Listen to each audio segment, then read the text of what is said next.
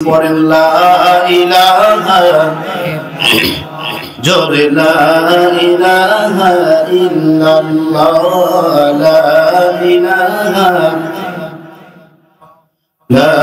ইলাহা ইল্লাল্লাহ।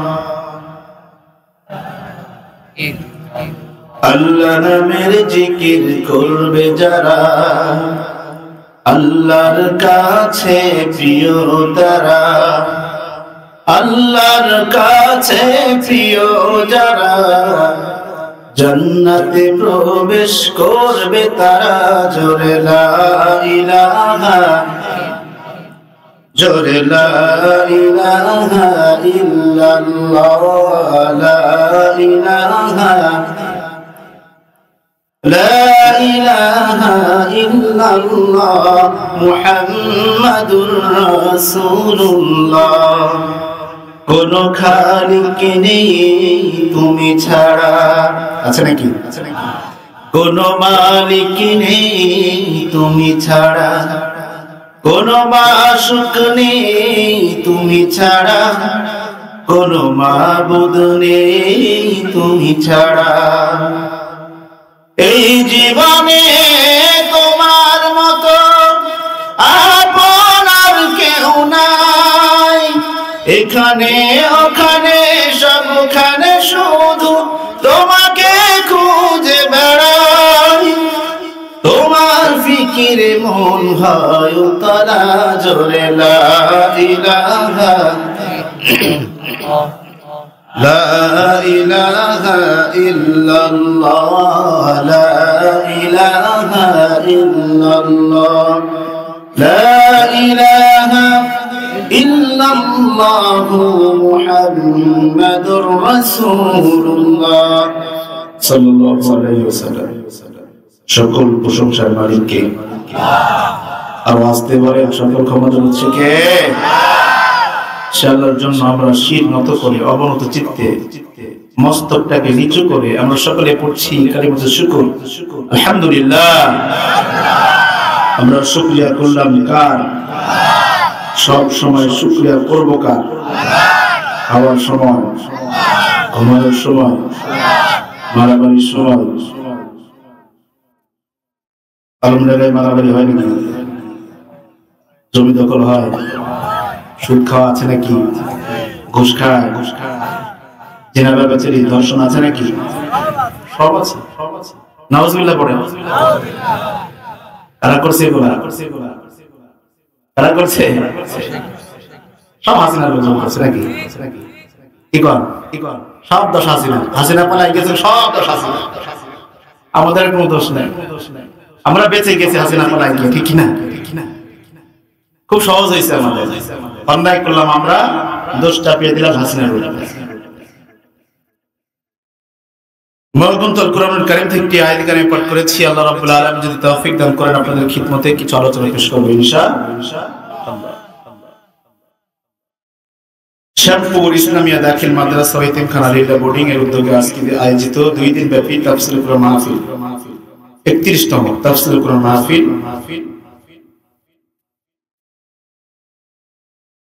আজকে এই মাহফিলে উপস্থিত আছেন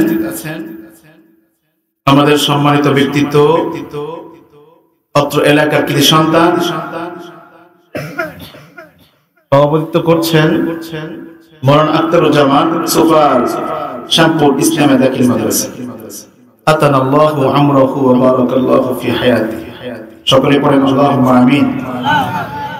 আমাকে রেখেছেন প্রধান মেহমান, আন্তর্জাতিক বক্তা নাকি? আসলে আন্তর্জাতিক সবাই হতে পারে না, কথা বলেন ঠিক কিনা? আন্তর্জাতিক ছিলেন তো একজন, আমাদের প্রিয় আল্লামা দেলোয়ার হোসেন সাঈদী, ঠিক কিনা বলেন? নামে আন্তর্জাতিক হয়ে কোনো কাম আছে? এই জন্য আমাদের নামের আগে কখনো আন্তর্জাতিক শব্দ ব্যবহার করবেন, কখনো করবেন। আমি তো দেশের গন্ডি পেরোতে পারিনি, পাশের দেশ ইন্ডিয়াতে দিতে পারি, তো আন্তর্জাতিক কিভাবে লাগালে? আসলে অতিরিক্ত এক্সিবিশন ভালো না, ঠিক কিনা? আপনাদের শুকরিয়া। আমাদের প্রধান মেহমান রেখেছেন, আমার আগে ইতিপূর্বে আলোচনা করেছেন অত্র এলাকার কৃতি সন্তান আমার খুব প্রিয় ভাই হযরতুল আল্লাহ হাফেজ মাওলানা হযরত আলী, আল্লাহ রাব্বুল আলামিন ভাইয়ের যোগ্যতা মেধা গোটা মুসলিম উম্মার জন্য কবুল করুন, বলেন আমিন। আগামীকালও তাফসীর মাহফিল আছে, আগামীকাল আপনারা আসবেন তো ইনশাআল্লাহ, না চলে যাবেন? আল্লাহ রাব্বুল আলামিন আগামীকালকের মাহফিলটাকে কবুল করুন, বলেন আমিন। মহিলাদের জন্য সমাবেশ করা হয়েছে, আল্লাহ রাব্বুল আলামিন মহিলা সমাবেশকে কবুল করুন, বলেন আমিন। সার্বিক ব্যবস্থাপনায় মোহাম্মদ আমানুল হক পল্টু সভাপতি, অত্র মাদ্রাসা দাখিল মাদ্রাসা সভাপতি নাকি, আল্লাহ কবুল করুন, বলেন আমিন। আরেকজন রয়েছেন মোহাম্মদ জালালউদ্দিন, সাধারণ সম্পাদক অত্র মাদ্রাসা। এছাড়াও গ্রামের যুব সমাজ, তরুণ উদীয়মান ভাইয়েরা, আমার সামনে উপবিষ্ট কচিকাচা এবং মুরব্বিয়ান গ্রামেরা, আমার সমবয়সী যুবক ভাইয়েরা, সবার প্রতি আমার অন্তরস্থল থেকে এবং পর্দার অন্তরালে বসে আছেন অবলা সরলা আমার প্রিয় শ্রদ্ধাভাজন মা এবং বোনেরা, সবার প্রতি আমার আন্তরিক সালাম, আসসালামু আলাইকুম ওয়া রাহমাতুল্লাহ। দরুদ ও সালাম পাঠ করছি বিশ্ব মানবতার মুক্তি দূত, এ জাতির মহান শিক্ষক, পথ প্রদর্শক আল্লাহ রাব্বুল আলামিন, যাকে সৃষ্টি না করলে আমরা এত সুন্দর ইসলামের শীতল বাতাস পেতাম না। কথা বলেন ঠিক কিনা? ভক্তি গদগদ কণ্ঠে তার জন্য দরুদ সালাম পাঠ করেছি, যিনি আধুনিক সর্বাধুনিক পৃথিবী গড়ার প্রত্যয়ে আজীবন আমরণ সংগ্রাম করেছিলেন। এই পৃথিবীর মানুষকে সভ্য করে গড়ে তোলার জন্য রাজনীতির মাঠে হাল ধরেছিলেন এই পৃথিবীর শ্রেষ্ঠ রাজনীতিবিদ, আমার নেতা, আপনার নেতা, বিশ্ব নেতা মুহাম্মদ রাসূলুল্লাহ সাল্লাল্লাহু আলাইহি ওয়াসাল্লাম। একটি শোষণবিহীন সমাজ প্রতিষ্ঠার জন্য শুধু মসজিদে বসে তসবিহ দানা নিয়ে পড়ে থাকেননি, বরং বাইরে এসে অপসংস্কৃতির মূল উৎপাদন করার জন্য ময়দানে অস্ত্র হাতে যুদ্ধ করেছেন, লড়াই করেছেন, শরীরে রক্ত ঝরিয়েছেন, নিজের দান মোবারক শহীদ করেছেন, ময়দানে দায়িত্ব পালন করেছেন সেনাপতি। এই পৃথিবীতে যত সেনাপতির আবির্ভাব ঘটতে পারে, জন্মলাভ হতে পারে, সবার শ্রেষ্ঠ সেনাপতি আমার নবী, আমার নেতা, বিশ্ব নেতা মুহাম্মদ রাসূলুল্লাহ সাল্লাল্লাহু আলাইহি ওয়াসাল্লাম। তিনি ছিলেন এই পৃথিবীর সর্বশ্রেষ্ঠ বিচারপতি। শুধু তাই নয়, তিনি ছিলেন এই পৃথিবীর সর্বশ্রেষ্ঠ রাষ্ট্রপতি। আল্লাহু আকবার। প্রিয় ভাইরা, নাজিল হলো আল কোরআন, ডাক দিলেন গোটা বিশ্ববাসীকে, ইয়া আইয়ুহান নাস কুলু লা ইলাহা ইল্লাল্লাহ তুফলিহুন। শান্তি আর মুক্তি যদি পেতে চাও, আজ থেকে, এখন থেকে ঘোষণা দাও, আল্লাহ ছাড়া কোনো বিধানদাতা, আইনদাতা, হুকুমদাতা নেই। এই পৃথিবীর অসভ্য মানুষগুলাকে মানুষের দাসত্বের কবল থেকে মুক্ত করে আল্লাহর গোলাম বানালেন যে নবী, যে রাসূল, ভক্তি ভরা কণ্ঠে মস্তকটাকে নিচু করে অন্তরস্থ সকল ভালোবাসাকে উজাড় করে দিয়ে আমরা আবার পড়ছি দরুদ সালাম সাল্লাল্লাহু আলাইহি ওয়াসাল্লাম। কোরআন ভিত্তিক একটি সমাজ কায়েম করলেন আমার নবী। সমাজ থেকে হানাহানি, কাটাকাটি, মারামারি, খুন খারাপি, গুম, খুন, হত্যা, ধর্ষণ, লুটপাট, রাহাজানি সবকিছু দুর্ভিত হয়ে মানুষ পেল শান্তি, নারী পেল মাতৃত্বের পদমর্যাদা, শ্রমিক পেল শ্রমের ন্যায্য অধিকার, আর আমরা পেলাম উত্তম জীবন ব্যবস্থা। আল্লাহু আকবার। আজ আমাদের মাঝে কোরআন আছে না নেই? বলেন বলেন। আল্লাহর নবী কোরআন ভিত্তিক সমাজ কায়েম করলেন। আজ সব কিছু আছে, কোরআন আছে না নাই? কোরআন আছে, হাদিস আছে, মসজিদ, মাদ্রাসা, আলেম ওলামা, হাজী, গাজী, মোল্লা, মুন্সি, আর্মি, পুলিশ, বিজিবি, র‍্যাব সব রয়েছে। অশান্তি আছে না নাই? আরো জোরে বলুন। দিন যত যাচ্ছে এগুলো কমছে না বাড়ছে? আরো জোরে বলে বাড়ছে। ঘটনা বন্ধ বাড়ছে কেন? আমরা এত কষ্ট করে রক্ত দিয়ে দেশটাকে স্বাধীন করলাম, তারপরেও খুন খারাপি, জিনা ব্যভিচার, ধর্ষণ, লুটপাট, তালাক সবকিছু দিন দিন বেড়ে যাচ্ছে। কারণটা কেন? এটা হচ্ছে কেন? আসেন আমরা যৌক্তিক আলোচনা করবো ইনশাআল্লাহ। আজ তো কোরআন আছে মসজিদে, আজ তো কোরআন আছে মাদ্রাসায়, আজ তো কোরআন আছে আলেম ওলামাদের সিনার ভিতরে, আজ তো কোরআন আছে খানকায়, কিন্তু বাংলাদেশের সর্বোচ্চ জায়গা আইনে, আদালতে, শিক্ষালয়ে, বিচার ব্যবস্থায়, অর্থনীতিতে বাংলাদেশের সর্বোচ্চ জায়গা সংসদে কোরআন আজ অনুপস্থিত, ঠিক কিনা? আমরা বলি কোরআনের আলো ঘরে ঘরে, এই যে একটা স্লোগান, কোরআনের আলো ঘরে ঘরে জ্বালো, এই স্লোগানটা তৈরি করেছিল কে জানেন? আবু জাহেল। কে তৈরি করেছিল বলে? বিশ্বনবী সাল্লাল্লাহু আলাইহি ওয়াসাল্লাম যখন কোরআনে দাওয়াত দিচ্ছিলেন, বিশ্বনবীকে আবু জাহেল বলল, বাবাজি তুমি কোরআনের দাওয়াত যেভাবে দিচ্ছ কোনো সমস্যা নাই, তুমি ঘরে ঘরে কোরআনের বাতি জ্বালাও, কোনো সমস্যা নেই, কিন্তু সংসদে জ্বালানোর চেষ্টা করো। আমাদের কাজ ঘরে ঘরে এই কথাটা বাদ দিয়ে সংসদে জ্বালাতে হবে, কথা বলেন ঠিক কিনা? যতক্ষণ আমরা সংসদে কোরআনের বাতি না জ্বালাতে পারবো, এই দুর্নীতি, নিষ্পেষণ, অত্যাচার, জুলুম এগুলো আর যাবে না, কথা বলেন ঠিক কিনা? ৫৬,০০০ বর্গ মাইল দেশে নয়, ৫৬ ইঞ্চি মাটিতে কোরআন বাদ রেখে মানুষের তন্ত্রের মধ্যে দিয়ে শান্তি আনা সম্ভব নয়, কথা বলেন ঠিক কিনা? যদি শান্তি আনতে হয় কোরআন দিয়ে সমাজ ব্যবস্থা চালাতে হবে। পৃথিবীতে অসংখ্য মানুষ এসেছে, অসংখ্য জাতি এসেছে, তারা কোরআনকে বাদ রেখে পৃথিবীর সৃষ্টি থেকে শুরু করে আজ পর্যন্ত তারা কোরআনকে বাদ রেখে শান্তি পেতে চেয়েছে।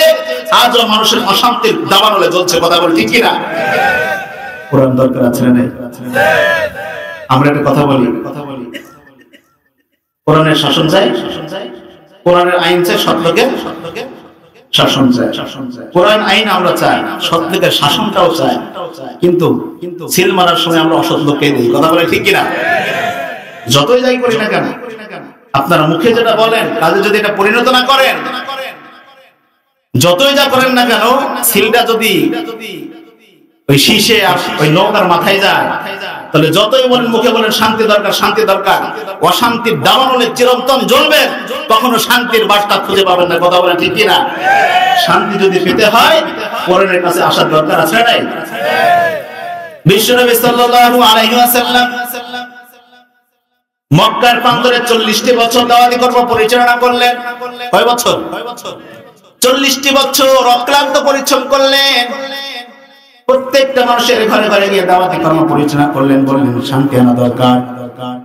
বিশ্বনবীর মতো ভালো মানুষ, চিরন্তন ভালো মানুষ পৃথিবীতে দ্বিতীয়টা ছিল না, অতীতে ছিল না, বর্তমানে নেই, ভবিষ্যতেও আসবে না। পৃথিবীর সর্বশ্রেষ্ঠ মানুষ মক্কার আনাচে কানাচে 40টি বছর দাওয়াতি কর্ম পরিচালনা করলেন। শরীর থেকে তায়েফের ময়দানে রক্ত ঝরালেন, দেশ থেকে বিতাড়িত হলেন। বিশ্বনবীকে দাওয়াত দিলেন না, বিশ্বনবীকে কোরআনের দাওয়াত দেওয়ার কারণে পৃথিবী থেকে সরিয়ে দেওয়ার পর্যন্ত ষড়যন্ত্র করলো কাফের মুশরিকরা। বিশ্বনবী অক্লান্ত পরিশ্রম করলেন 40টি বছর। কোরআন নাযিল হলো মক্কায় 13টি বছর। বিশ্বনবী কোরআন নিয়ে দাওয়াত দিলেন, প্রত্যেকটা মানুষের কাছে গিয়ে দাওয়াত দিলেন, প্রত্যেকটা নেতার বাড়িতে গিয়ে দাওয়াত দিলেন। বিশ্বনবী মুহাম্মদ রাসূলুল্লাহ সাল্লাল্লাহু আলাইহি ওয়াসাল্লাম মক্কার প্রান্ত থেকে একটা জুলুম নির্যাতন দূর করতে পারলেন না। তার মতো ভালো মানুষ দ্বিতীয়টা ছিল না। ভালো মানুষ দিয়ে সমাজ পরিবর্তন হয় না। ভালো মানুষ সমাজে থাকে, যদি ভালো মানুষ নীরব থাকে সমাজের উচ্ছৃঙ্খল হয়ে যায়, কথা বলেন ঠিক কিনা? সমাজে জুলুম হয়, নির্যাতন হয়, চোর বাটপারি হয়, চিটারি হয়, সব জুলুম নির্যাতন হয়। কিন্তু যখন শিক্ষিত মানুষরা নীরব থাকে, ওই সমাজ আর সমাজ হয় না, বিশৃঙ্খল সমাজ হয়ে যায়, কথা বলেন ঠিক কিনা? যখন সমাজের শিক্ষিত মানুষগুলা নীরব থাকে, তখন ওই সমাজ ধ্বংসের দ্বার প্রান্তে চলে যায়। বিশ্বনবী মোট 53টি বছর মক্কার আনাচে কানাচে দাওয়াতি কর্ম পরিচালনা করলেন। শরীরে ঘাম ঝরালেন, রক্ত ঝরালেন। শুধু তিনি নয়, তারা সাহাবা আজমাইনরা রক্ত ঝরালেন। আম্মার জীবনটা দিয়ে দিলেন, সুমাইয়া জীবনটা দিয়ে দিলেন। শুধু জীবন দেয়া নয়, আম্মার রাদিয়াল্লাহু তাআলা আনহু শুধু ঈমান আনার কারণে তার মায়ের সামনে তাকে নির্বিচারে হত্যা করা হয়েছে। কাফেররা তার উপর অত্যাচার জুলুম করেছে। তার মা দূর থেকে দেখছে, তার সন্তানকে আঘাত করছে কাফের মুশরিকেরা। নিজের সন্তানকে যখন আঘাত করছে, সুমাইয়া সহ্য করতে পারে না, দৌড়ে সন্তানের কাছে চলে গেলেন। সন্তানের কাছে গিয়ে বললেন, বাবা তোমার শরীর থেকে রক্ত ঝরেছে, যদি তুমি মারাও যাও, তোমাকে যদি মারতে মারতে শহীদ করে ফেলে, তারপরে তুমি ঈমান ছাড়বে না। আল্লাহু আকবার। তুমি যদি মৃত্যুবরণ করো, তারপরে ঈমান ছাড়বে না। সন্তানের এই ঘাত প্রতিঘাত দেখে নিজের আঁচল দিয়ে সন্তানের মুখের উপর রক্ত মুছে দিলেন। এমনকি সুমাইয়া রাদিয়াল্লাহু আনহাকে নিজেকেও তাকে শহীদ করা হয়েছে। নাউজুবিল্লাহ। শুধু বিশ্বনবী অক্লান্ত পরিশ্রম করেছেন, সাহাবা আজনামীনরা জীবন দিয়েছেন। আজকে দেখেন আমাদের সাথে মালিকের সম্পর্ক কেমন। মালিক আমাকে বলেছে সুদ খাবা না, আমরা সুদ খাই। মালিক বলেছে জিনা ব্যভিচার করবো না, আমরা জিনা ব্যভিচার ধারে কাছে যাই। মালিক বলেছে মাদক দ্রব্য সেবন করবো না, আমরা মাদক দ্রব্য সেবন করি। এই পৃথিবীতে একজন শাসক ছিলেন সুলতান মাহমুদ, নাম শুনেছেন? ভারতবর্ষকে 17 বার তিনি আক্রমণ করেছেন। সুলতান গজনবী, সুলতান মাহমুদ, গজনবীর সুলতান। সুলতান মাহমুদের একজন গোলাম ছিলেন যার নাম ছিল আয়াজ। নাম কি বলেন তো? মালিক আর গোলামের সম্পর্ক কেমন হওয়া দরকার, এখান থেকে আমাদের শিক্ষা আছে। বলবো আপনারা চলে যাবেন না তো? সবাই থাকবেন তো ইনশাআল্লাহ? দেখা যাক আপনার ধৈর্য কতটুকু। অল্প কিছু সময় আলোচনা করব, আপনাদের উপর বেশি। আপনারা যদি থাকেন আলোচনা হবে, আলোচনা চলে যাবে ইনশাআল্লাহ। থাকবেন তো ইনশাআল্লাহ? আল্লাহ কবুল। সুলতান গজনবী যেখানে তিনি যেতেন, যত বড় বড় মিটিং থাকতো না কেন, এই গোলাম, এই চাকর আয়াজকে সব সময় সাথে নিয়ে যেতেন। এটা মন্ত্রী পরিষদের লোকজনদের সহ্য হলো না, যে আমাদের সুলতান কি পাগল, বাড়ির চাকরকে বড় বড় মিটিং এ অ্যাটেন্ড করায়। এটা সহ্য হলো না। সহ্য না হওয়ার তো কথা বলে ঠিক কিনা? আপনাদের এলাকায় এমপি সাহেব যদি বাড়ির চাকরকে কাছে কাছে নিয়ে ঘরে, এই এলাকার যারা উপজেলা চেয়ারম্যান আছে, নেতাবর্গ আছে, এটা সহ্য হবে বলেন? তারা তো একটু চায় যে আমাদেরকে সাথে সাথে নিয়ে ঘুরুন। সুলতান গজনবী কি করতেন? সবসময় আজকে সাথে সাথে করে নিয়ে যেতেন। এটা নিয়ে মারাত্মক ঝড় উঠলো, সমালোচনার ঝড়। মন্ত্রী পরিষদের ভিতরে সমালোচনার ঝড় উঠলো। তিনি শুনতে পেলেন যে টাকা নিয়ে ঝড় উঠছে, সমালোচনা। আজকে কেন তিনি সাথে সাথে নিয়ে যান? এটা বিহিত করার জন্য তিনি কি করলেন? তার মন্ত্রী পরিষদের যত লোক ছিল, ওই সমাজে যত রেসপেক্টেড মানুষ ছিল, সম্মানিত মানুষ ছিল, সবাইকে তিনি ডিনারের দাওয়াত দিলেন। সবাইকে বললেন দাওয়াত দিয়ে দাও, এলাকার যত সম্মানিত ব্যক্তি আছে সবাইয়ের কাছে দাওয়াত পৌঁছে দাও। মন্ত্রী পরিষদের কাছে দাওয়াত পৌঁছে দিলেন। সময় মতো সবাই হাজির হয়ে গেল। আয়াজকেও দাওয়াত দিয়েছে, সুবহানাল্লাহ বলেন। গোলাম আয়াজকেও দাওয়াত দিয়েছে। মন্ত্রী পরিষদের সকলে যখন হাজির, ওই সমাজের সকল রেসপেক্টেড মানুষগুলা, সম্মানিত মানুষগুলা যখন হাজির হয়ে গেল, আয়াজ সেখানে উপস্থিত হয়ে গিয়েছে। প্লেট পরিবেশন করা হলো, হীরার প্লেট। কিসের প্লেট? দেখেছেন কখন? দেখেছেন হীরার প্লেট? নাম শুনেছেন? হীরার প্লেট হয়। সুলতান মাহমুদ হীরার প্লেট পরিবেশন করলেন, বললেন সবাইকে হীরার প্লেট দাও। যারা খাদ্যের তদারকি ছিল সবাই হীরার প্লেট পরিবেশন করা হলো। সবাইকে একটা করে হীরার প্লেট দেওয়া হলো। ঠিক সময় মতো সুলতান মাহমুদ প্রবেশ করলেন ঘরের ভিতরে। সুলতান মাহমুদ প্রবেশ করে বললেন যার কাছে প্লেট আছে হীরার প্লেট, সবাই আছাড় মেরে ভেঙে দাও। এই কথা বলার সঙ্গে সঙ্গে আয়াজ যখন শুনেছেন মালিক বলেছে হীরার প্লেটটা ভেঙে দাও, আর আয়াজ একটা সেকেন্ড লেট করি নাই, হাতে নিয়ে এক আছাড় মেরে টুকরো করে দিয়েছে। আল্লাহু আকবার। আয়াজ সঙ্গে সঙ্গেই চূর্ণ বিচূর্ণ করে দিয়েছে আছাড় মেরে। তার পাশের এক মন্ত্রী বলে গোলাম, মূর্খর বাচ্চা মূর্খ, চাকরের বাচ্চা চাকর, তুই কি জানিস এই প্লেটের দাম কত? তোর বাপ 14 পুরুষ কখনো দেখেছে? আর সুলতান অমনি ঘোষণা দিল ভেঙে ফেলো। তুই ভেঙে ফেললি, তুই সুলতান ঘোষণা দিলে কি ভেঙে ফেলতে হবে নাকি? আয়াজ তখন স্বতঃস্ফূর্ত ভাবে ওই মন্ত্রীকে উত্তর দেয়, আসলে তিনি আমার মালিক, আমি হলাম তার গোলাম। গোলাম হয়ে আমার কাজ হলো মালিক যেটা আদেশ করবে আমার সেটা পালন করা, ঠিক কিনা? আমার কাজ হলো মালিক যে আদেশ করবে ভেবে চিন্তে দেখার দরকার নাই। আমি দীর্ঘদিন আমার সুলতানের সাথে আমি ঘুরেছি, বিভিন্ন জায়গায় গিয়েছি, তার প্রত্যেকটা আনাচে কানাচে আমি ঘুরেছি, তার বাড়ির কোন জিনিসের কত দাম আমি সব কিছু জানি। কারণ এখানে আমি গোলাম, তিনি হলেন মালিক। তিনি কতটা আদেশ করেছেন, এই কথাটা আদেশ করার সঙ্গে সঙ্গে আমার কাজ ভেবে দেখার দরকার নাই, তার দাম কত বেশি এটা দেখার দরকার নেই। আমি গোলাম, তিনি আদেশ করেছেন এটা দেখবে আমার মালিক কত দাম আদেশ করেছেন, আমার কাজ হলো ভেঙে দেওয়া, আমি ভেঙে দিয়েছি। আল্লাহু আকবার। সুলতান মাহমুদ এই কাজটি যখন করলেন, আয়াত যখন তার সামনে মন্ত্রী পরিষদের সামনে সবকিছু ভেঙে ফেললেন, এই কথা বলার সঙ্গে সঙ্গে মন্ত্রীবর্গ সবাই উত্তর পেয়ে গেল যে আয়াতকে সে সাথে সাথে কেড়ে নিয়ে যায়। সুবহানাল্লাহ। কারণ আল্লাহ রাব্বুল আলামিন আমাদেরকে আদেশ দিয়েছেন নামাজ পড়ো। আল্লাহ রাব্বুল আলামিন আমাদেরকে বলেছে সুদ ছেড়ে দাও। আল্লাহ রাব্বুল আলামিন আমাদেরকে বলেছে যাকাতের সামর্থ্য হলে যাকাত দাও। আমরা হলাম গোলাম, মালিক তিনি মালিক আমাদেরকে আদেশ করেছে, আমাদের বিবেক দেখা দরকার নেই। যে আদেশটা করেছে আমার কাজ হলো সঙ্গে সঙ্গে পালন করা, ঠিক কি না? এখানে এখন অনেক মানুষ আছেন আজকে এশার নামাজটা পড়েন না, এখানে ওয়াজ শুনতে এসেছেন, আছে না নাই? আল্লাহ রাব্বুল আলামিন আমাদের সবচেয়ে বড় দায়িত্ব দিয়েছেন, বান্দা তুমি নামাজ আদায় করো। কিন্তু নামাজ আদায় না করে আমরা মাহফিলের প্যান্ডেলে বসে গিয়েছি। আসলে নামাজটা ছিল আপনার জন্য ফরজ, এটা ছিল আপনার জন্য নফল, ঠিক না? এই জন্য আমাদের মালিকের সাথে সম্পর্ক রাখতে গভীর নিবিড়। আমরা হাজার বছর ধরে দোয়া করি কিন্তু আল্লাহর দরবারে কোনো কিছু কবুল হয় না। এই জন্য আমাদের সাথে মালিকের সম্পর্ক নিবিড় হয়নি।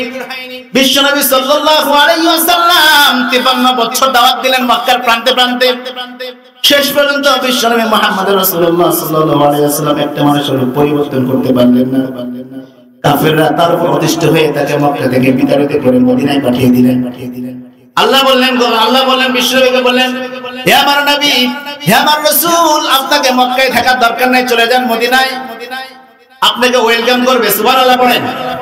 দুঃখ ভারাক্রান্ত মন নিয়ে বিশ্বনবী চলে গেলেন মক্কা থেকে মদিনায়। দুঃখ ভারাক্রান্ত মন নিয়ে চলে গেলেন আবু বকরকে সাথে করে মদিনায়। মদিনার ইহুদি নাসারা পৌত্তলিক মুসলমানেরা সকলে একত্রিত হয়ে গেল বিশ্বনবীকে সাদরে গ্রহণ করার জন্য। সুবহানাল্লাহ পড়েন। বিশ্বনবীকে গ্রহণ করার জন্য, সাদরে গ্রহণ করার জন্য, বিশ্বনবীকে ওয়েলকাম জানাবেন। শত শত কাফের মুশরিক ইহুদি নাসারা বিশ্বনবীকে গ্রহণ করার জন্য দাঁড়িয়ে রয়েছেন। বিশ্বনবী যখন গেলেন, বিশ্বনবীকে সাদরে গ্রহণ করল কাফের মুশরিক ইহুদি পৌত্তলিক মুসলমানেরা। মুসলমানের সংখ্যা তখন খুব সংকীর্ণ। মদিনায় কাফের পৌত্তলিক মুশরিকদের সংখ্যা বেশি। বিশ্বনবী সাল্লাল্লাহু আলাইহি ওয়াসাল্লাম মদিনায় যখন প্রবেশ করলেন, সবাই সমবেত হয়ে বিশ্বনবী আওস খাজরাজ বনু কাইনুকা সকলে উপস্থিত হয়ে গেলেন। বিশ্বনবীকে বললেন, আল্লাহর নবী হয়েছেন আপনি, আল্লাহ রাব্বুল আলামিন আপনাকে আমাদের ভূখণ্ডে পাঠিয়েছে, আমরা আপনাকে পেয়েছি, আপনাকে ছাড়বো না। আপনার কাঁধের উপরে এই মদিনার শাসন ক্ষমতা তুলে দিতে যদি রাজি থাকেন। বিশ্বনবী সাল্লাল্লাহু আলাইহি ওয়াসাল্লাম বললেন, তোমরা আমাকে মদিনার শাসন ক্ষমতা দিতে চাও, আমি নিতে রাজি আছি, কিন্তু শর্ত হলো দীর্ঘদিন তোমরা বাপদাদার রীতিনীতি দিয়ে সমাজ পরিচালনা করেছো, শাসন ক্ষমতা পরিচালনা করেছো, আর এই শাসন ক্ষমতা বাপদাদার রীতিনীতি দিয়ে হবে না। আমার কাঁধের উপরে যদি শাসন ভাগ তুলে দিতে চাও, আল্লাহ আমার উপরে একটা কোরআন নাযিল করেছেন, আল কোরআন। তোমরা যদি কোরআন দিয়ে সমাজ পরিচালনা করার সাথে আমার কাছে দিয়ে দাও, আমি কোরআন দিয়ে রাষ্ট্র পরিচালনা করবো, তোমরা কি রাজি আছো নাকি? আল্লাহু আকবার।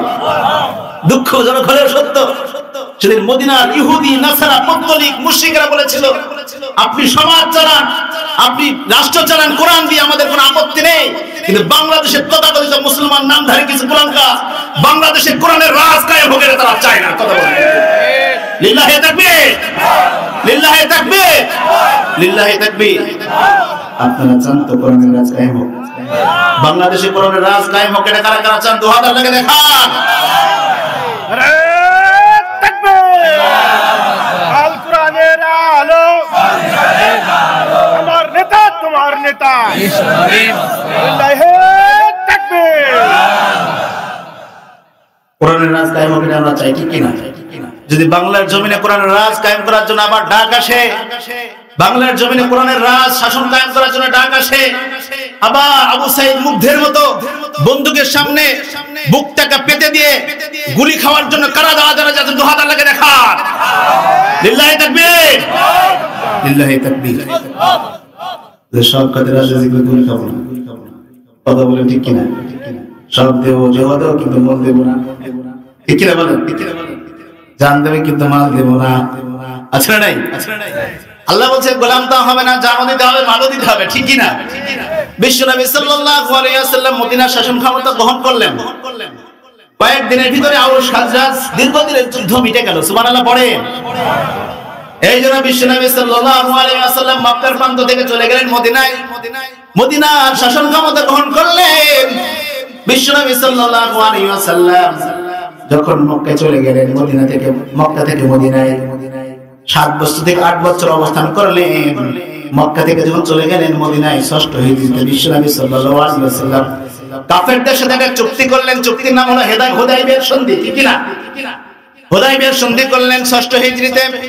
বিশ্বনবী সাল্লাল্লাহু আলাইহি ওয়াসাল্লাম 2 বছর চুক্তি পেরোতে না পেরোতে মক্কা বিজয়ের সুসংবাদ আল্লাহ দিয়ে দিলেন। সুবহানাল্লাহ পড়েন। বিশ্বনবী সাল্লাল্লাহু আলাইহি ওয়াসাল্লাম মক্কার সুসংবাদ দিয়ে দিলেন মক্কা বিজয়ে। বিশ্বনবী সাল্লাল্লাহু আলাইহি ওয়াসাল্লাম 8 বছর অবস্থান করার পরে মক্কা বিজয় দান করলেন, চলে গেলেন মদিনা থেকে মক্কায়।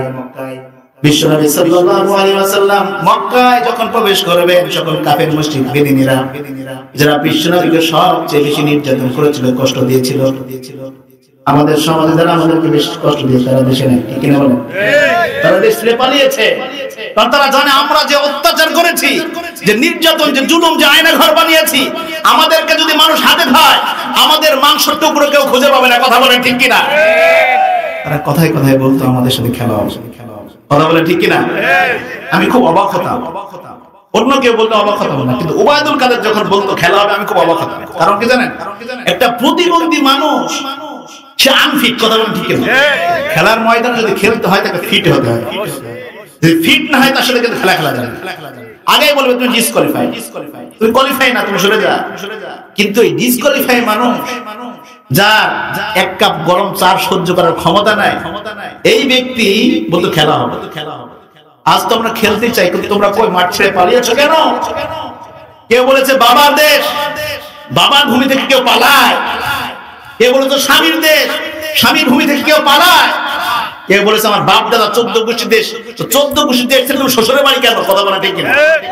শ্বশুরের বাড়ি কেন তুমি? আসো তোমার বাবার দেশে তোমার সাথে সাক্ষাৎ করি, কথা বলা ঠিক কিনা? কতদিন টেকো কামরুল একটা কথা বলেছে, শুনেছেন? আদালতে গিয়ে বলেছে এই দিন নয় আরো দিন আছে, তো আমরা তো সেই দিনের অপেক্ষায় আছি, কথা বলা ঠিক কিনা? তো তোমার দিন তো এখন শুরু হয়েছে। কত মানুষকে, নিরীহ মানুষকে তোমরা আয়না ঘরে রেখেছো, কত নির্যাতন করেছো। মানুষ এত পাপিষ্ঠ, এত নিকৃষ্ট কিভাবে হয় আয়না ঘর না দেখলে বোঝা যায় না, কথা বলা ঠিক কিনা? দেখলেই যেন বুকটাকে চমকে ওঠে, কথা বলা ঠিক কিনা? শেষ করে দেন, শেষ করে দেবো।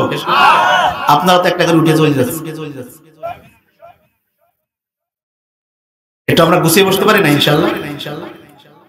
লা ইলাহা ইল্লাল্লাহ। এই ছোট ভাইরা, যুবক ভাইরা সামনে আসেন। রাস্তায় অনেক মানুষ আছেন আমি জানি, আসলে আল্লাহ রাব্বুল আলামিন কোরআনে কারিমে ওই সকল মানুষকে জান্নাতের সুসংবাদ দান করেছেন যারা আল্লাহ রাব্বুল আলামিন কোরআন শুনে সেখানে স্থিরভাবে নীরবে কোরআন শ্রবণ করে। ওয়াইদা কুরিয়াল কুরআন ফাসতামিউ লাহু ওয়া আনসিতু লাআল্লাকুম তুরহামুন। So when the Quran is recited, then listen to it.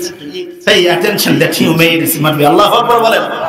যেখানে কোরআনের কথা বলা হয়, যেখানে কোরআন আবৃত্তি করা হয়, তেলাওয়াত করা হয়, এই জায়গায় আপনারা নীরবে কোরআন শ্রবণ করেন, নিশ্চুপভাবে আল্লাহর কোরআনটাকে অনুধাবন করার চেষ্টা করেন। আল্লাহ বলছে ওই জায়গায় আমি রহমতের ফেরেশতা দিয়ে বেষ্টনী করে রহমত বর্ষণ করতে থাকি। সুবহানাল্লাহ পড়েন। আমরা এখানে রহমতের মাধ্যমে আছি, ঠিক না বলেন? চারিদিকে ফেরেশতারা কিন্তু আমাদেরকে ভিডিও করছে, আর আল্লাহকে বলছে আল্লাহ এই পৃথিবীতে অসংখ্য মানুষ আছে, এই এলাকায় অসংখ্য মানুষ আছে, তোমার মুষ্টিমায় কিছু সংখ্যক ইমানদার ব্যক্তি কোরআনের মাহফিলে বসে বসে কোরআন শুনছে। সুবহানাল্লাহ পড়েন। কাল কিয়ামতের ময়দানে যখন আপনারা জান্নাতে যাওয়ার কোনো সুযোগ হবে না, হয়তো এই মাহফিলের ওয়াজ শুনেছেন, আমল করেছেন, এর মাধ্যমে আল্লাহ রাব্বুল আলামিন আপনাকে জান্নাত দিতে পারে কি পারে না? তারা জোরে বলেন পারে কি পারে না? এই জন্য আমাদের ইমানদার হওয়া দরকার আছে না নাই? বিশ্বনবী আমাদেরকে ইমানের দাওয়াত দিয়েছেন, বিশ্বনবী আমাদেরকে বলেছেন, বান্দা বিশ্বনবী বলেছেন উম্মতেরা তোমরা ঈমান আনো, ঈমান আনার পরে তোমাদের প্রথম কাজ হলো তোমরা নামাজ আদায় করবা। আজ এখন যদি কোনো ব্যক্তি এই মুহূর্তে ইসলাম গ্রহণ করে, তার প্রথম কাজ হলো সে নামাজ আদায় করবে। কিন্তু আমরা মুসলমান, আমরা নামাজ আদায় করতে জানি?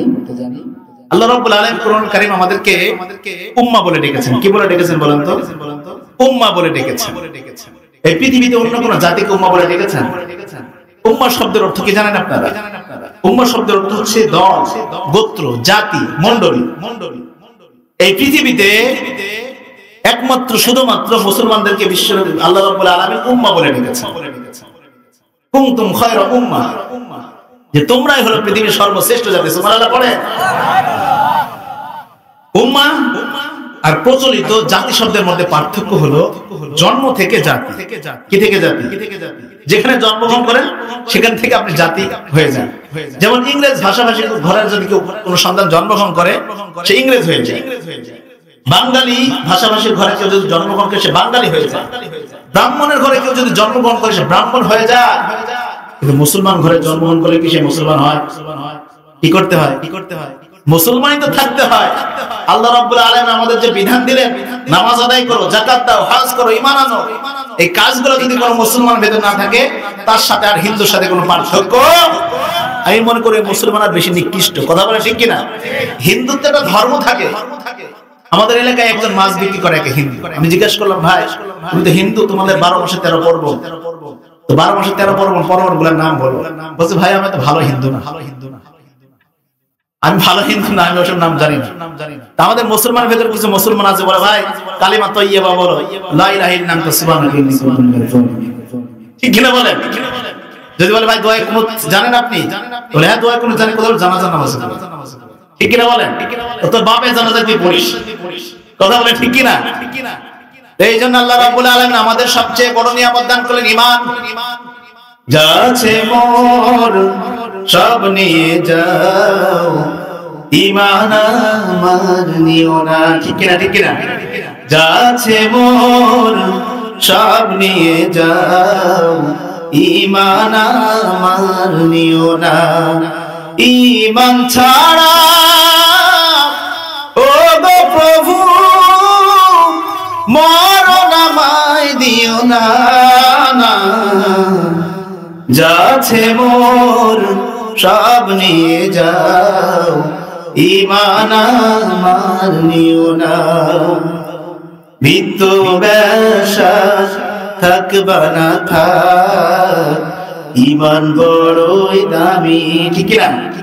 বিদ্যু বেশা থাকবা না থাক, ঈমান বড়ই দামি।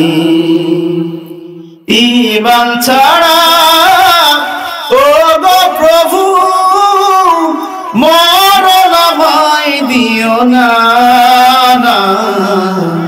যাচ্ছে মোর সব নিয়ে যাও, ঈমান আমার নিও না। ঠিক কিনা? আপনি ঈমান আনলেন, ওযু করলেন, নামাজ পড়লেন, হজ করলেন, যাকাত দিলেন। আচ্ছা বলেন তো, আপনি ঈমান আনলে ঈমান নষ্ট হতে পারে কি পারে না? আপনি ওযু করলেন, ওযু নষ্ট হতে পারে কি পারে না? আপনি নামাজ পড়ছেন, পিছন থেকে কেউ হঠাৎ ধাক্কা দিয়ে বলল এই নামাজ ছেড়ে দে। আপনি যদি পিছনে ঘুরে তাকান আপনার নামাজ থাকবে না, চলে যাবে। আপনি রোজা আছেন, আপনি সারাদিন রোজা রাখবেন চিন্তা করেছেন, রোজার নিয়ত করেছেন। রাতের বেলায় আপনি রোজা হয় না, দিনের বেলায় আপনি রোজা রেখেছেন। দিনের বেলায় যদি আপনি গোপন ঘরে গিয়ে কোনো কিছু খেয়ে ফেলেন, রোজা থাকবে না, চলে যাবে। তাহলে আমরা বুঝলাম কি কাজ করলে ওযু নষ্ট হয়, কি কাজ করলে নামাজ নষ্ট হয়, কি কাজ করলে ঈমান নষ্ট হয়, কি কাজ করলে যাকাত নষ্ট হয়ে যায়, কি কাজ করলে হজ নষ্ট হয়ে যায়, আমরা সকলে জানি। কিন্তু কি কাজ করলে ঈমান নষ্ট হয় কয়জন জানি? জানেন? আমরা শুনেছি ওযু নষ্ট হওয়ার কারণ, আমরা শুনেছি নামাজ নষ্ট হওয়ার কারণ, কিন্তু কি কাজ করলে আমার ঈমানটা চলে যায় আমরা তো কেউ জানি না। নামাজ নষ্ট হওয়ার কারণ শুনেছি, কিন্তু ঈমান নষ্ট হওয়ার কারণ তো আমরা কেউ জানি না। ঠিক কিনা বলেন? ঈমান নষ্ট হওয়ার কারণ জানা দরকার আছে না নাই? ঈমান নষ্ট হওয়ার মেন কারণ হলো আল্লাহ বিরোধী কার্যক্রম পরিচালনা করা। আল্লাহ বলেছেন ইন্নাল্লাহা লা ইয়াগফিরু আন ইউশরাকা বিহি, যে ব্যক্তি আল্লাহর সাথে যুদ্ধ ঘোষণা করলো, আল্লাহর সাথে অংশীদার সাব্যস্ত করলো, তার ঈমান চলে যায়। দীর্ঘদিন আমরা দেখেছি একটা দল আল্লাহু আকবার স্লোগান দেওয়ার কারণে তাদেরকে জঙ্গি স্লোগান বলেছে। ঠিক কিনা বলেন? যারা আল্লাহু আকবার স্লোগানকে জঙ্গি স্লোগান বলতে পারে তারা আর কিছু হতে পারলে মুসলমান হতে পারে না। আপনি যে দল করেন সে দল যদি কোরআনের সাথে ঠিক থাকে তাহলে আপনি ঠিক দলে আছেন। ওই দলে যদি নামাজ থাকে তাহলে ঠিক দলে আছেন।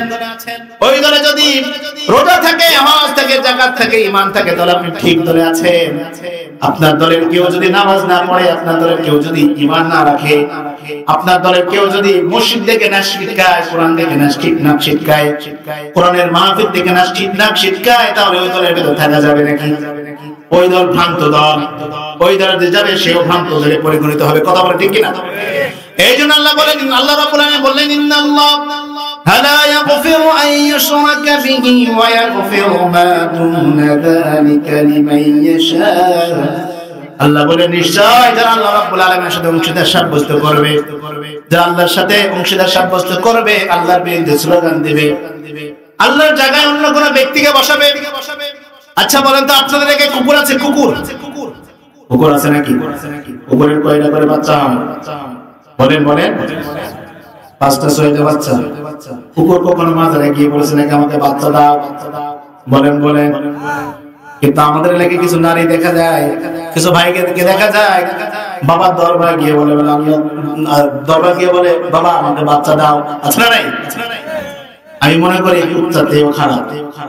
কুত্তা কখনো মাজারে গিয়ে বললো না হে মাজার বাবা আমাকে বাচ্চা দাও, তারপরে দেখে 7টা 5টা করে বাচ্চা হয়।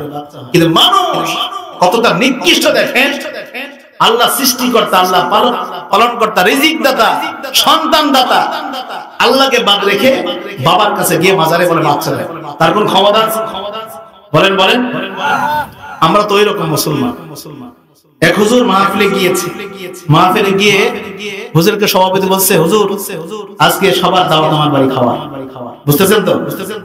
হুজুর বলছে ঠিক আছে। তো হুজুর মনে করছে এই মাহফিলে যত লোকের সবার দাওয়াত। হুজুর এসে বলছে আজকে আপনারা চিন্তা হবেন না, মাহফিলে এসে তাবারক আছে, তাবারক খেয়ে যাবেন। কথা বলে ঠিক কি না? তো সভাপতি তো বলে হাই আমি দাওয়াত দিলাম হুজুরের সবর সঙ্গী যারা তাদেরকে, আর হুজুর সব মাহফিলের শ্রোতাকে দাওয়াত দিয়ে দিলে ব্যাপার খারাপ হয়ে গেল। তো কি করা যায়? হুজুরকে বলেছে হুজুর আপনি তো বড় ভুল করে ফেলেছেন। কি করেছেন?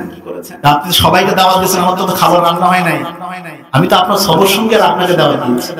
হুজুর দেখছি টিক্স খাটানোর দরকার। কি করা যায়? হুজুর দেখলেন যে এই মুহূর্তে যদি আমি টিক্স না খাটাই মানুষ সারাক্ষণ বসে থাকবে, খাবার না পেলে মারামারি হবে। ঠিক কিনা বলেন? হুজুর বলছে আচ্ছা ঠিক আছে, খাবার আপনারা পাবেন, শর্ত হচ্ছে সবাইকে শুদ্ধ করে সূরা ফাতিহা পড়তে হবে। বুঝতেছেন তো? সবাইকে শুদ্ধ করে সূরা ফাতিহা পড়াবেন। তো যখন শুদ্ধ করে সূরা ফাতিহার কথা বলেছে, অর্ধেক মুসল্লি শেষ, মাহফিল থেকে অর্ধেক লোক চলে গেছে, তারা শুদ্ধ করে সূরা ফাতিহা জানে না। তো তিনি দেখছেন হুজুরদের সবাইকে তাড়ানো দরকার। কথা বলে ঠিক কিনা? তো হুজুর কি করেছে? শুদ্ধ করে তার একটা শর্ত দিয়েছে। তো শুদ্ধ করে পড়লেই হবে না, অর্থ সহ বলা লাগবে। বুঝতেছেন? যখন হুজুর বলেছে অর্থ সহ বলা লাগবে, তখন আর কেউ নাই, সব চলে গেছে। হুজুর আর হুজুর সবার সঙ্গে খাওয়া ঠিক মতো খেয়েছে। কথা বলে ঠিক কিনা? তা আমাদের যে মুসলমান আমরা জানি। আচ্ছা বলেন তো দেখি এখানে নামাজ পড়াতে পারে কয়জন মুসলমান? দেখি হাত তোলেন। দেখি নামাজ পড়াতে পারেন, ইমামতি করতে পারবেন কারা? এই তো অর্ধেক হয়ে গেছে সূরা ফাতিহা পড়ার মতো। আল্লাহ কবুল করুন। আসলে মুসলমান তো নামাজ পড়াতে পারবে, নিজেও পড়বে। কথা বলেন ঠিক কিনা? এখন মুসলমানকে যদি বলা হয় ভাই চলেন নামাজে যাবে, কাপড় ঠিক না, আমি তো সে কুত্তার চেয়ে খারাপ। কথা বলেন ঠিক কিনা? যার কাপড় ঠিক থাকে না সে কিভাবে মানুষ হতে পারে? কুত্তা যেরকম পানি নেয় না সেও পানি নেয় না, সে কুত্তা সমতুল্য। কথা বলেন ঠিক কিনা? আমাদের সমাজে এরকম যুব সমাজ নেই মনে হয়। আপনাদের এলাকায় আছে? তাই নাকি? তাহলে তো আমাদের এলাকায় আছে দেখছি। আমি চোরাগানি সন্তান। এই জন্য মুসলমান ওরকম হলে হবে না। মুসলমান জজবালা হতে হবে।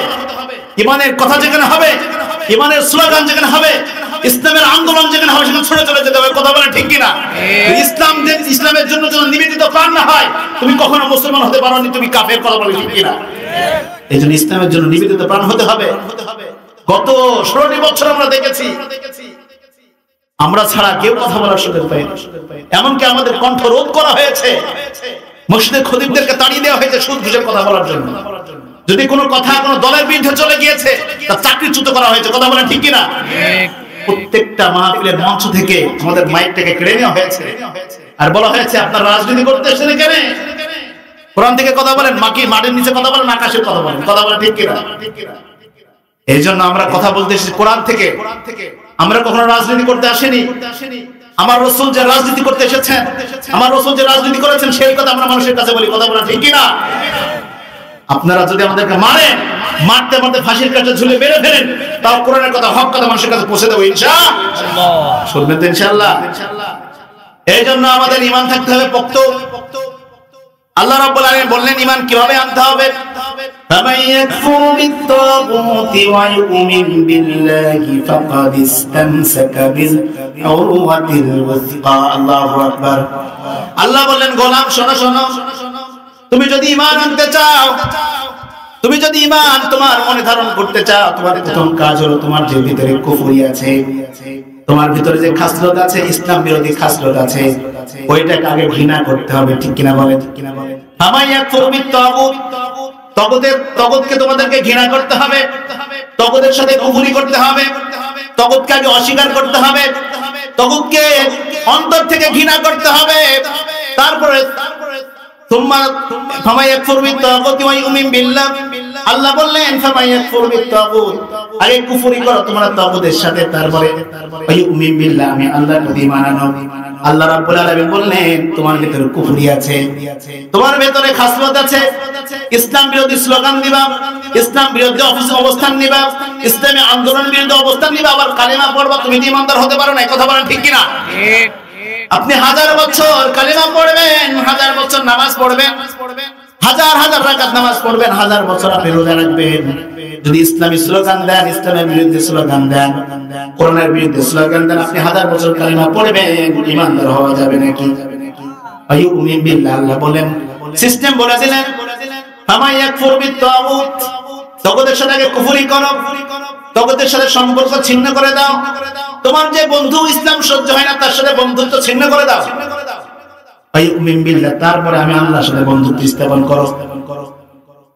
ফামান ইয়াকফুর বিত-তাগুত ওয়া ইউমিন বিল্লাহ আল্লাহ রাব্বুল আলামিন বললেন তোমরা যদি ঈমানদার হতে চাও আমি আল্লাহ রাব্বুল আলামিনের সাথে অংশীদার সাব্যস্ত করতে চাও আমার সাথে আল্লাহ রাব্বুল আলামিন আমার সাথে আগে তোমাকে বন্ধুত্ব করতে হবে কাফেরের সাথে বন্ধুত্ব ছিন্ন করতে হবে তারপরে তুমি ঈমানদার হতে পারবে সুবহানাল্লাহ পড়ে আচ্ছা বলেন তো আল্লাহ রাব্বুল আলামিন বিশ্বনবীকে শিক্ষা দিয়েছেন ইউসবিহু রাজুলু মুমিনান ফায়ুমসি কাফিরা এমন একটা জামানা আসবে এমন একটা কাল আসবে মানুষ সকালবেলা ঈমানদার থাকবে সন্ধ্যাবেলায় কাফের হয়ে মৃত্যুবরণ করবে আমরা মনে হয় সেই জামানায় এসেছি ঠিক কিনা ইসবিহু রাজুলু মুমিনান ফায়ুমসি কাফিরা সকালবেলায় নামাজ পড়বে জামাতের সাথে ইমানের সাথে নামাজ পড়বে সকালবেলায় আরেক দলের সাথে ধাক্কা লেগে জাহান্নামে খড়ি হয়ে যাবে কথা বলেন ঠিক কিনা শুধু আল্লাহ রাব্বুল আলামিন সেটাই বলেন নাই বিশ্বনবী আরো শিক্ষা দিয়েছেন ইয়াতি আলান নাসি জামান লা ইয়াবকা মিনাল ইসলাম ইল্লা ইসমুহু এমন একটা যুগ আসবে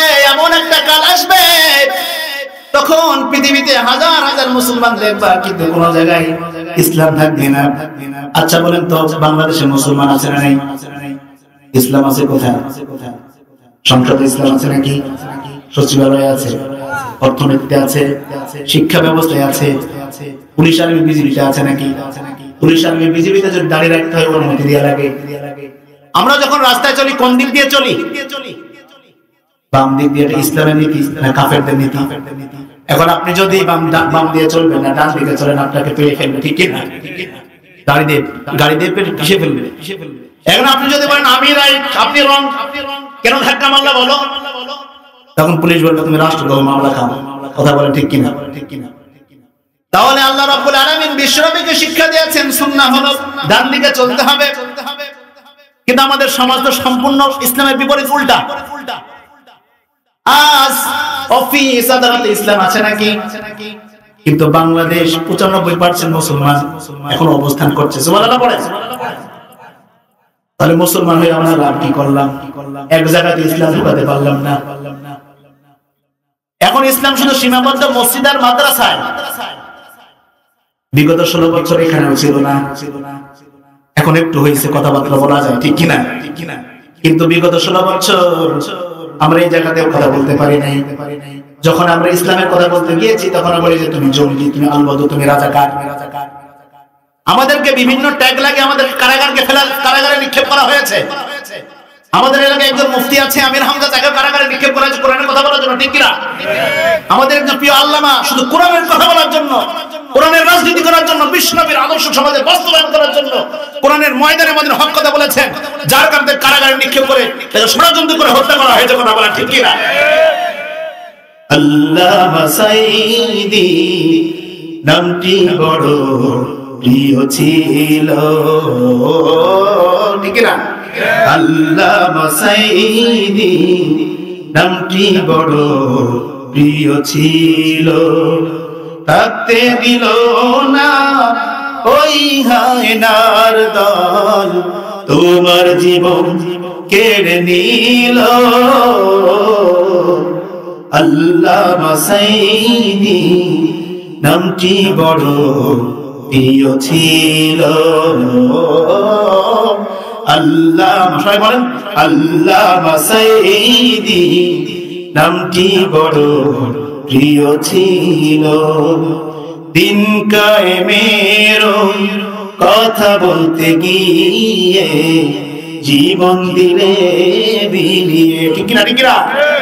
দিন কায়েমের কথা বলতে গিয়ে জীবন দিলে বিলিয়ে, বাতিলের হৃদয়ে হয়নি তো দয়া, রেখেছিল তোমায় বন্দি করে। সেই সে পথ ধরেছি, পারবো না কোনদিন, যদিও গো যায় কবু মোরে। আল্লামা সাইদি নামটি বড় প্রিয় ছিল। আল্লামা সাইদি নামটি বড় প্রিয় ছিল, ঠিক না ঠিক না? এই জন্য ইসলাম এখন কোথাও নাই, শুধু মুসলমান আর মুসলমান।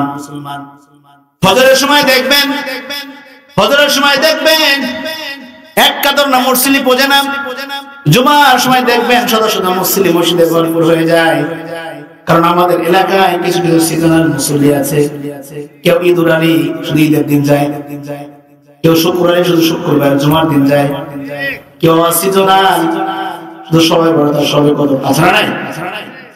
আল্লাহ রাব্বুল আলামিন বললেন তোমাদের আমাদের কোন ধর্তব্য নাই, তোমরা যদি সবে কদরের সময় সবে বরাতে তোমরা যদি কপাল ঘেঁষে ঘেঁষে ঘাটা ঢেলে দাও, তাহলে তোমাদের ইবাদত আমার আল্লাহ দরবারে কবুল হবে। শেষ করে দিই নাকি? শেষ করে দিই। ধৈর্য আছে আপনাদের? কি ব্যাপার, আপনাদের এখানে লোকজন মাহফিল শুনতে চায় না নাকি? লোকজন তো ছিলই না, তারপরে আবার নাই, কথা বলে ঠিক কিনা? কতক্ষণ চলবে বলেন তো? কতক্ষণ চলবে?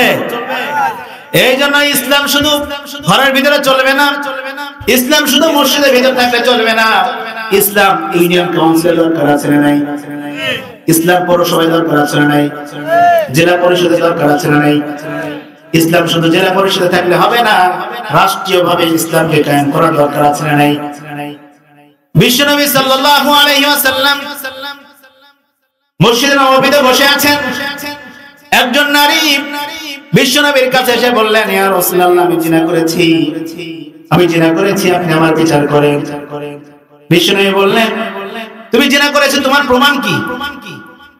ওই নারী বলল, ইয়া রাসূলুল্লাহ আমি জিনা করার ফলশ্রুতিতে আমার পেটে বাচ্চা, আমি গর্ভবতী হয়েছি, আমাকে আপনি বিচার করেন। বিশ্বনবী বললেন, তোমার এখন বিচার হবে না, তুমি ফিরে যাও, যখন তোমার পেটের বাচ্চা ভূমিষ্ঠ হবে তখন বাচ্চাকে সাথে নিয়ে আসবা। ওই ধরে বিশ্বনবীর কাছ থেকে ফিরে গেল। যখন বাচ্চা শিশু ভূমিষ্ঠ হলো, নবজাতক শিশুকে কোলে করে আবার বিশ্বনবীর দরবারে হাজির। বিশ্বনবীর কাছে এসে বললেন, ইয়া রাসূলুল্লাহ আমার বাচ্চা ভূমিষ্ঠ হয়েছে, আমি জিনা করেছি, আমার বিচার করেন। বিশ্বনবী সাল্লাল্লাহু আলাইহি ওয়াসাল্লাম বললেন, আবার ফিরিয়ে দিলেন। বিশ্বনবী বললেন, তোমার এই বাচ্চা যতক্ষণ তোমার স্তনে দুধ না ছাড়বে ততক্ষণ তুমি আমার দরবারে আসবা না, চলে যাও। বিশ্বনবী আবার ফিরিয়ে দিলেন। বিশ্বনবী সাল্লাল্লাহু আলাইহি ওয়াসাল্লাম তাকে ফিরিয়ে দেওয়ার পরে যখন ছোট্ট বাচ্চা শিশু স্তনের দুধ ছেড়ে দিয়ে যখন অন্য খাবার গ্রহণ করতে শুরু করেছে, বিশ্বনবী দরবারে আবার হাজির। বিশ্বনবী সাল্লাল্লাহু আলাইহি ওয়াসাল্লাম কাছে এসে বললেন, ইয়া রাসূলুল্লাহ ইয়া হাবিবাল্লাহ আমি গুনাহ করেছি, অপরাধী, জিনা করেছি, আমার বিচার করেন। বিশ্বনবী সাল্লাল্লাহু আলাইহি ওয়াসাল্লাম দেখলেন উপযুক্ত সময় চলে এসেছে, ছোট্ট মাসুম বাচ্চা খাবার গ্রহণ করেছে।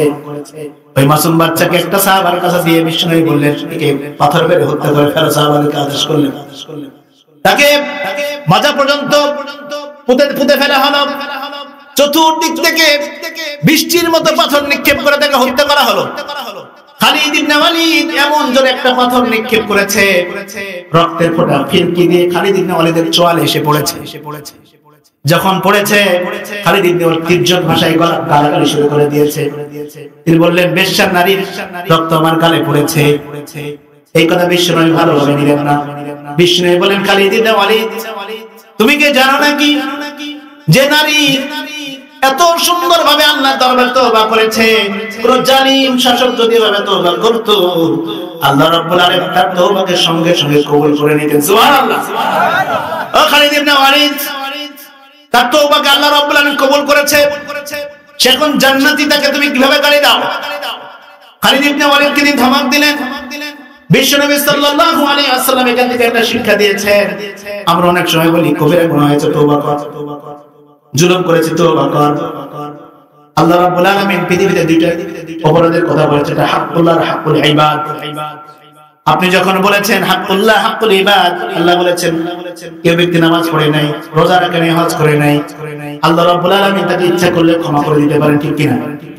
কিন্তু যে ব্যক্তিকে আপনি অন্যায় করে মেরেছেন, জমি দখল করেছেন, তার স্ত্রীর সাথে খারাপ সম্পর্ক করেছেন, অনেক মানুষকে জুলুম নির্যাতন করেছেন, ঘরবাড়ি ছাড়া করেছেন, জুলুম নির্যাতন করে তাকে কারাগারে পাঠিয়েছেন, যতক্ষণ এই বান্দা তোমাকে ক্ষমা না করবে কখনো ক্ষমা পাওয়া যাবে নাকি? বিশ্বনবী সেটাই শিক্ষা দিলেন। নারী আল্লাহর দরবারে তওবা করেছিল, তারপরে তার শাস্তি কখনো মওকুফ করেছে নাকি? বিগত 16টি বছর যারা আমাদের উপর অত্যাচার করেছে, জুলুম করেছে, নির্যাতন করেছে, তারা তওবা দূরের কথা, এখন কোন পর্যন্ত তাদের কোনো অনুশোচনা নাই, ঠিক না বলেন? অনুশোচনাও নাই। তারা আবার বলছে আবার আমরা ফিরে আসব, তোমাদেরকে দেখে নেব, কথা বলা ঠিক কিনা? আল্লাহ রাব্বুল আলামিন তাদের হিদায়াত দান করুন, আমিন। আখির দাওয়ানা আলহামদুলিল্লাহি রাব্বিল আলামিন। আগামীকাল মহিলা সমাবেশ আছে, আছে তো নাকি? আপনাদের স্ত্রী মেয়েকে পাঠাবেন তো ইনশাআল্লাহ, যাতে দিন শিখে। আমার মা বোনেরা এসেছেন, মা বোনদেরকে অবশ্যই আমি অনুরোধ করব। বিশ্বনবী সাল্লাল্লাহু আলাইহি ওয়াসাল্লাম বলেছেন নারীদেরকে জান্নাতে যাওয়া খুব সহজ। পথ হলো একটা, কি? স্বামীর খেদমত, স্বামীর অনুগত থাকা, ঠিক কিনা বলেন? কিন্তু আমাদের এলাকায় যা দেখছি, এই যে বিগত 16টি বছর যতগুলো তালাক হয়েছে, 71-এর পর থেকে এত তালাক হয় না। তারা প্রত্যেকটা ঘরে ঘরে একটা করে হাসিনা তৈরি হয়ে গেছে, কথা বলা ঠিক কিনা? আসলে হাসিনা যে পালাইছে সব খালেদা জিয়া হয়ে গেছে, কথা বলা ঠিক কিনা? এই জন্য আমার মাদেরকে বলবো, মায়েরা, বোনেরা, অবশ্যই স্বামীর খেদমত করবেন, যাতে স্বামী আপনার প্রতি অনুগত থাকে, আপনার প্রতি সন্তুষ্ট থাকে, আর এই সন্তোষ আপনাকে জান্নাত পর্যন্ত পৌঁছে দেবে ইনশাআল্লাহ। বিশেষ করে নারী আমার বোনেরা, আমার মায়েরা একটা জিনিস বেশি অ্যাডিক্টেড, সেটা হলো টিভি, ভিসিআর, সিনেমা, ঠিক কিনা বলেন? ওই যে পাখি, স্টার জলসা। আমরা ফেসবুকে দেখছি একটা বৃদ্ধ মহিলা নামাজ পড়ছে, সামনে স্টার জলসা খাটিয়ে দিয়েছে, স্টার করে দিয়েছে, নামাজ পড়ে 3 বার করে তাকা। নামাজ কি হয়েছে বলেন তো? এরকম নামাজ যদি কেউ থাকে, মা বোনেরা, এরকম নামাজ আপনার আল্লাহর দরবারে কবুল হবে না। এই জন্য আল্লাহর একনিষ্ঠ বান্দী হয়ে আপনাকে কবরে যেতে হবে, স্বামীর অনুগত থাকবেন, আল্লাহ রাব্বুল আলামিন আপনাকে জান্নাতে অধিবাসী করবেন, আমিন। ওয়া আখির দাওয়ানা আলহামদুলিল্লাহি রাব্বিল আলামিন। যারা আমরা এখানে এসেছি সবাই কবর জিয়ারতের উদ্দেশ্যে, সবাই আল্লাহ রাব্বুল আলামিন যাতে আমাদের ক্ষমা করে, মাগফিরাতের জন্য সূরা ফাতিহা, সূরা এগুলো দরুদ করি।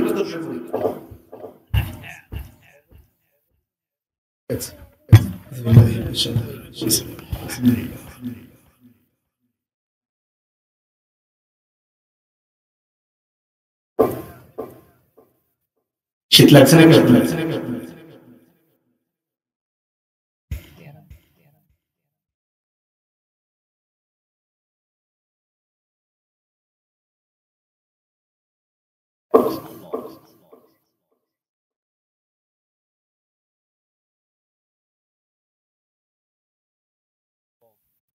اللهم صل على محمد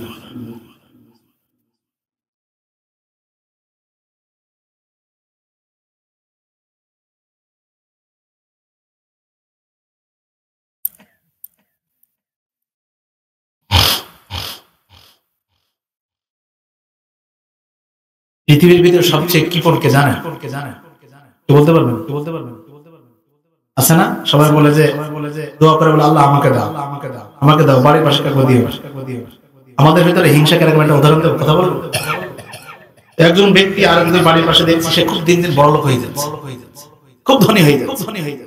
সে দিশারা হয়ে গেছে, কি ব্যাপার, হঠাৎ করে টাকা আসলো কোথা থেকে, এত বড় বড় বিল্ডিং করছে, ঘর বাড়ি সবকিছু আছে। হঠাৎ করে ওই ব্যক্তি একটা ঘোড়া কিনছে। কি কিনছে বলেন তো? ঘোড়া কিনছে। বাড়ির পাশে গরিব মানুষের ইচ্ছা সে একদিন ঘোড়া চড়বে। তো ইচ্ছা অনুযায়ী শিক্ষা করছে বড় লোক বাড়িওয়ালার কাছে গিয়ে বলছে, ভাই আমার তো খুব শখ ঘোড়ায় চড়া, তুমি যে নতুন ঘোড়া কিনেছো আমাকে একটু চড়তে দাও তো দেখি। তো যে ব্যক্তি কিনেছে বলছে, দূর মিয়া, আমি তো চড়া শিখলাম, তোকে কিভাবে ঘোড়া দেবো, সবাই এখান থেকে আমি ঘোড়া তো শিখিনি, তারপর পরে আসে। তো ওই গরিব মানুষটা খুব দুঃখ পেয়েছে। তো বাড়িতে গিয়ে আচ্ছা রকম সবাই করে তারা আচ্ছা রকম দোয়া করে বলেছে আল্লাহ। তো কি করছে ওই ব্যক্তি, যখন ঘোড়া দেয় নাই তখন এক কবিরাজের কাছে গিয়েছে। কবিরাজের কাছে গিয়ে বলছে, ভাই আমার বাড়ির পাশে হঠাৎ একজন ব্যক্তি খুব বড় লোক হয়ে গেছে, তো আমি চাই এই ব্যক্তি গরিব হয়ে যায়, কি করা দরকার বলতো? বলছে আমার কাছে ফায়সালা আছে, তুমি এটা করো, আমল করো, তুমি বড় লোক হইতে পারবে। কারণটা কি বলছে, তুমি যে দোয়া করবা, তোমার যদি বলো যে আল্লাহ আমাকে একতলা দাও, তার দুইতলা হবে বাড়ির পাশে। ওই ব্যক্তি আরেকটা মুসিবত, আমার একতলা তার দুইতলা থাকতো, সে বড় লোক হয়ে গেল। তো তা ঠিক আছে, আমি তো বড় লোক হইতে পারবো। তো পরবর্তীতে ওই লোক আল্লাহর কাছে দোয়া করছে, আল্লাহ আমার এটা দাও, ওটা দাও। আল্লাহ সব দিয়েছে, কিন্তু বাড়ির পাশের লোকজন সব ডবল। ও তো ঈর্ষায় হিংসায় জ্বলে পড়ে মরছে। এখন সিদ্ধান্ত কি করা যায়, যেটা করলে ওর কমে যাবে, আমারটা থেকে যাবে। তো ও কি করেছে, আল্লাহর কাছে দোয়া করেছে, আল্লাহ তুমি আমার একটা চোখ কানা করে দাও। যখন একটা চোখ কানা করে দাও, ওর কয়টা কানা হবে? হিংসা বুঝতে পারছেন? তো আল্লাহর কাছে দোয়া করেছে, আল্লাহ তুমি আমার একটা চোখ কানা করে দাও, পাশের বাড়ির লোকের দুইটা চোখই কানে। ও খুব খুশি যে দেখ একটাই আমি ফার্স্ট হয়ে গেছি। হিংসা বুঝতে পারছেন আমাদের ভিতরে? বাড়ির পাশের লোকের হিংসা, বাড়ির পাশের মানুষের ধন সম্পদ বড়, ধন সম্পদ এটা আমার সহ্য হয় না। এই জন্য আমরা সবাই প্রাণ খুলে একে অপরের জন্য, প্রত্যেকটা মুমিন প্রত্যেকটা মুসলমানের জন্য দোয়া করবেন ইনশাআল্লাহ। আল্লাহুম্মা আমিন। ربنا ظلمنا أنفسنا وإن لم تغفر لنا وترحمنا لنكونن من الخاسرين رب ارحمهما كما ربياني صغيرا رب ارحمهما كما ربياني صغيرا يا رب العالمين খোলা আকাশের নিচে তোমার কিছু সংখ্যক পেয়ারা বান্দাদেরকে নিয়ে মাগরিবের পড়তে গিয়ে পর্যন্ত কোরআন থেকে কথা হয়েছে। রব্বুল আলামিন বিশ্বনবীর সুন্নাহ থেকে কথা বলেছি। ও আল্লাহ, যদি আমাদের কথার ভিতরে কোনো ভুলভ্রান্তি হয়ে থাকে আমাদের ক্ষমা করে দিও রব্বুল আলামিন। আমাদের আমলগুলোকে তুমি কবুল মঞ্জুর করে নাও রব্বুল আলামিন। খাস দিলে তওবা করে বলছি, রব্বুল আলামিন জীবনে যত অন্যায় করেছি, যত অপরাধ করেছি গো আল্লাহ, বারবার যখন ভালো কাজ করে স্মরণ হয়ে যায় রব্বুল আলামিন, যখন আমরা মাহফিলের ময়দানে ঢুকেছিলাম তোমার ফেরেশতারা আমাদের কাঁধের গুনাহ বোঝাগুলো নামিয়ে নিয়েছিল গো আল্লাহ। রব্বুল আলামিন আমরা যখন এই মাহফিলের তাফসীর কোরআন মাহফিল থেকে ফিরে যাব, ওই গুনাহের বোঝাগুলো আমাদের কাঁধে কোরআন দিদিবার তুলে দিও না আল্লাহ। রব্বুল আলামিন এমন কোন মুনাজাতের অনুষ্ঠান নাই, এমন কোন দোয়ার অনুষ্ঠান নাই নিজের আত্মীয় স্বজন মৃত ব্যক্তির কথা স্মরণ হয় না আল্লাহ। রব্বুল আলামিন এই হাতে কত মানুষের দাফন কাফন সম্পন্ন করেছি আল্লাহ, নিজে কত মানুষের দাফন করেছি, নিজে রব্বুল আলামিন কত মৃত ব্যক্তিকে কবরের ভিতর নামিয়ে শাহীদ করে দিয়েছি আল্লাহ।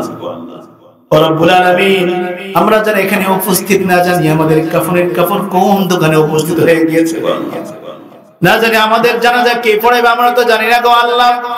প্রত্যেক দিন কত শত মানুষের মৃত্যুর সংবাদ আমরা শুনতে পাই গো আল্লাহ। রব্বুল আলামিন অ্যাক্সিডেন্টের মৃত্যুর কথা শুনতে পাই, রব্বুল আলামিন আত্মহত্যা করে মৃত্যুর সংবাদ শুনতে পাই, রব্বুল আলামিন হার্ট স্ট্রোক করে মরে যাওয়ার খবর আমরা শুনতে পাই গো আল্লাহ। রব্বুল আলামিন আমাদের এমন মৃত্যু দাও আমরা যেন যে মৃত্যু নিয়ে তোমার সামনে ঈমানের হালতে দাঁড়াতে পারি গো আল্লাহ। রব্বুল আলামিন যে উদ্দেশ্য করে আমার ভাইয়েরা এই মাহফিলের আয়োজন করেছে, মেধা দিয়ে, যোগ্যতা দিয়ে, অর্থ দিয়ে যারা সাহায্য সহযোগিতা করেছে গো আল্লাহ। রব্বুল আলামিন এই দিনদার পরেশগার মানুষগুলোকে তুমি কবুল আর মঞ্জুর করে নাও গো আল্লাহ। কাল কিয়ামতের দিনে মুসিবতের সময় রব্বুল আলামিন একটা নেকির জন্য মানুষ এদিক ওদিক দৌড়াদৌড়ি করবে। ও রব্বুল আলামিন স্বামী তার স্ত্রীকে চিনবে না, স্ত্রী স্বামীকে চিনবে না, সন্তান তার পিতাকে চিনবে না, পিতা সন্তানকে হাত ভুলে যাবে। রব্বুল আলামিন ওই মুসিবতের সময় এই মাহফিলকে তুমি নাজাতের মাধ্যম হিসেবে কবুল আর মঞ্জুর করে নাও। এই শ্যামপুর গ্রামেরও তোমার নেক রহমত নাজিল করো গো আল্লাহ। বিশেষ করে রব্বুল আলামিন আমার সাথে সফর সঙ্গী হিসেবে এসেছে আমার প্রিয় ভাই আবু জার গিফারি। রব্বুল আলামিন তার একটা মাদ্রাসা আছে, শিক্ষা প্রতিষ্ঠান রয়েছে। রব্বুল আলামিন কিয়ামত পর্যন্ত তার দ্বীনি প্রতিষ্ঠানকে তুমি কবুল আর মঞ্জুর করে নাও। শ্যামপুর দাখিল মাদ্রাসাকে তুমি কবুল আর মঞ্জুর করে নাও। আমার ছোট ভাই প্রিয় ভাই হাফেজ জহুরুলকে তুমি কবুল আর মঞ্জুর করে নাও। রব্বুল আলামিন আজকের মাহফিলের সভাপতি সেক্রেটারিকে তুমি কবুল আর মঞ্জুর করে নাও। রব্বুল আলামিন আমার কথা দীর্ঘক্ষণ যারা শুনেছে বসে আছে মা বোনেদেরকে তুমি কবুল আর মঞ্জুর করে নাও। আমার সামনে যারা বসে আছে রব্বুল আলামিন জান্নাত আমরা একা চাই না, আমরা ঐক্যবদ্ধভাবে ইসলামের শান্তি জান্নাতে সবাই আমরা ঐক্যবদ্ধভাবে থাকতে চাই গো আল্লাহ। রব্বুল আলামিন কাল কিয়ামতের ময়দানে আমাদেরকে এমন ভাবে তুমি ফয়সালা দিয়ে দাও, ছোট ছোট গুনাহকে না ধরে রব্বুল আলামিন আমরা জীবনে ছোট ছোট ভালো কাজ করেছি গো রব্বুল আলামিন, কোরআন তেলাওয়াত করেছি, দ্বীন ইসলামের কাজ করেছি রব্বুল আলামিন, মানুষকে ভালো পরামর্শ দিয়েছি, এইগুলোকে ধরে ধরে তুমি আমাদেরকে জান্নাতের সুসংবাদ দিয়ে দাও গো আল্লাহ।